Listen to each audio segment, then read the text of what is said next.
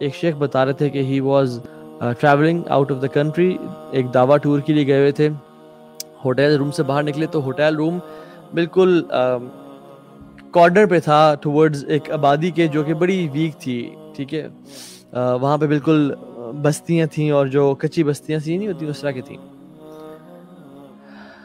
گئے، ایک گھر تھا، اس میں خاتون باہر بیٹھی ہوئی تھیں اور پوچھا کہ بی بی آپ باہر کیوں بیٹھی ہوئی ہیں ماں جی؟ انہوں نے کہا کہ اس کی وجہ یہ ہے کہ میرا شوہر ہے نہیں، کمانے والا کچھ ہے نہیں، میرا بچہ گھر میں اندر ہے، وہ بیمار ہے، اور میں باہر اس لیے بیٹھی ہوں کہ شاید کوئی اللہ کا بندہ آ جائے اور میری مدد کر جائے. کہتے ہیں میرے پاس جو زکوٰۃ کے پیسے تھے میں نے اس کو دے دیے. I was feeling یا سبحان اللہ، یا اللہ تو نے ہمیں کتنا نوازا ہے، یہ عورت کتنی بے بس ہے، کتنی بری حالت میں ہے. کہتے ہیں کہ میں اگلے ہی خیمے میں گیا تو ہم نے اجازت چاہی اور اندر سے بچوں کی رونے کی آواز آ رہی تھی، تو اس نے کہا کہ آ جائیے. اور جب ہم اندر گئے تو ٹو آر شاک کچھ چند بچے تھے 3 سے 4، وہ سارے ڈسیبلڈ تھے، سارے ہینڈی کیپڈ تھے اور ان کے ٹانگیں اور پاؤں کام نہیں کر رہے تھے. and they were shivering, they couldn't stand up on their feet, they were shivering.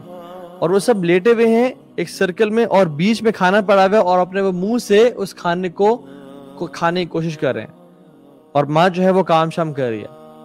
تو نے کہا what kind of an evil mother you are کہ یہ بچے اس طرح سے کھا رہے ہیں اور تم ان کو کھانا ہاتھ سے منہ میں نہیں ڈال رہی ہو. کہتی واللہ آپ کو کیا پتا، اگر میں ان کو کھانا کھلاؤں نا تو باقی کام پاسبل ہی نہیں ہے کرنا.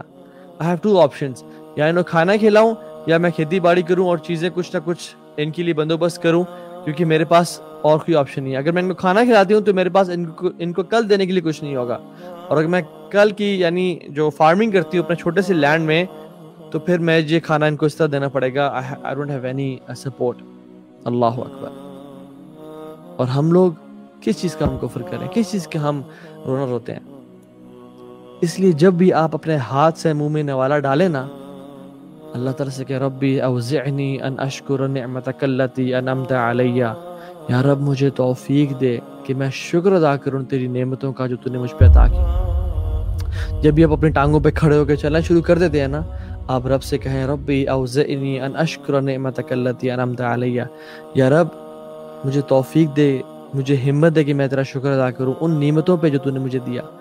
جب بھی آپ اپنی آنکھوں سے رائٹ لیفٹ دیکھتے ہیں، جب بھی آپ اپنے ہاتھوں سے کوئی کام کر پاتے ہیں، جب بھی آپ گھر میں داخل ہوتے ہیں اور آپ اپنے بچوں کو دیکھتے ہیں کہ وہ بھاگ دوڑ رہے ہیں، اپنی ٹانگوں پہ چل پھر رہے ہیں اور وہ آپ کو آ کے حق کرتے ہیں اور وہ ہینڈی کیپ نہیں ہے، دعا کریں ربی اوزعنی ان اشکر نعمتک التی انعمت علی. جب بھی آپ اپنے گھر میں دیکھتے ہیں آپ کا فریج کھانے سے بھرا ہوا ہے اور آپ کے لیے ایک دن کا کھانا ہے، ایک دن تو کیا ایک ہفتے کا کھانا آپ کے گھر میں پڑا ہے، کہیں ربی اوزعنی ان اشکر نعمتک التی انعمت علی.